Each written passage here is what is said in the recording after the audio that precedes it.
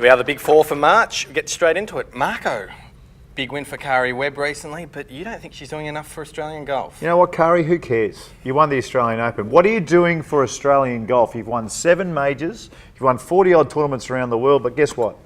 You missed the cut at the Ladies Masters. Did we see you in the commentary booth? No. I would have loved to have heard her insights about the golf course and how to win this championship. But she disappeared. Comes down to Melbourne to play at Victoria for the Australian Australian Open. Wins the tournament. Every radio station in the country trying to get her on to do something. You know what happened? Nothing. She gave us nothing. She's not a big personality though, Marco. She leads by example. She's one of those who gets out there and inspires the girls with wins and.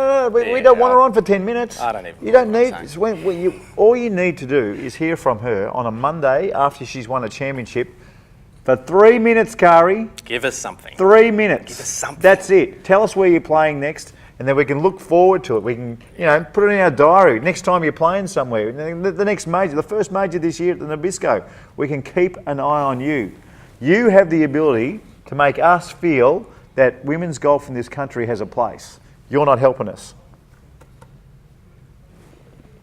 How about that extension match play last month? Incredible, wasn't Love the tournament, love the format, love that Jason Day, I'll tell you what, some of the stuff Vic Fore was doing out of the cactus was amazing, but for Jason Day to stay tough was fantastic. But the format's the question. Do you like it? Look, I love match play golf. I think it's probably the most, when played properly or when games are tight, is the most excitable, exciting format that's out there. But the question is, will this event survive? Well, it should. It's the World Golf Championship, even though Phil didn't turn up, and no I think no Tiger, no Henrik Stenson. Those guys, those big three, didn't turn up. But you know what I think's got to happen?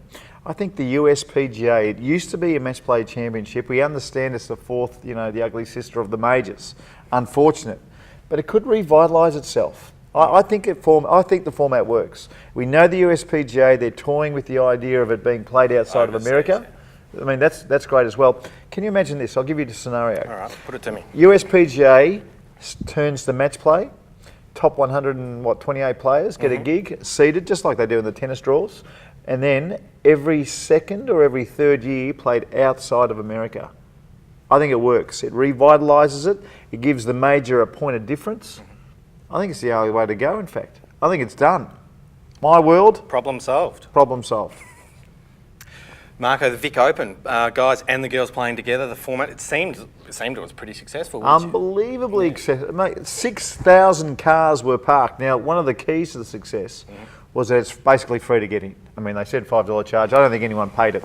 It's a $5 fee to park your car. And you know where all the money went? The local football and netball club. That's a good idea. 6,000 cars parked, $30,000 goes to them. That problem is solved. But I tell you what, it's a Victorian Open. One, the guys and the girls were playing. We know that's a great revolutionise all the smaller tournaments. But two, it looked like there was 12,000 people there on Sunday to a Vic Open. Makes a massive difference. Imagine the Oats, right, the big sponsor of the Vic Open. They were wrapped. Forget about making a lousy $1,000 at the gate. The Oats people will be back next year to do it all again. And that's the most important thing. 150,000, not only for the guys, but for the girls as well.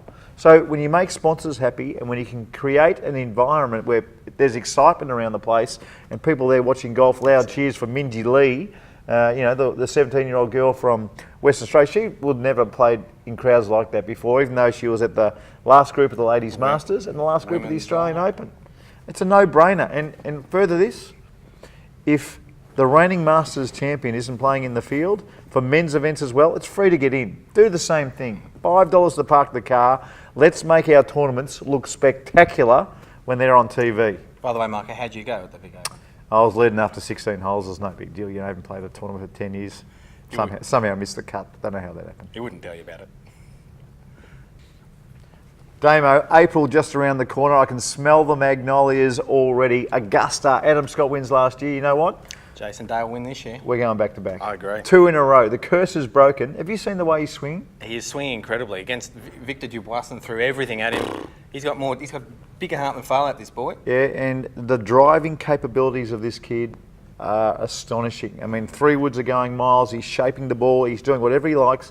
I don't see that changing anytime soon. I mean, he's come out from nice breaks, gets to match play events. He'll be firing at Augusta, and I'm with you. When a curse is broken in sport, floodgates. Watch out. Jason Day, get your money on now. It's better than bank interest. Day's Day at Augusta. That's it for the Big Fore. We'll see you next month.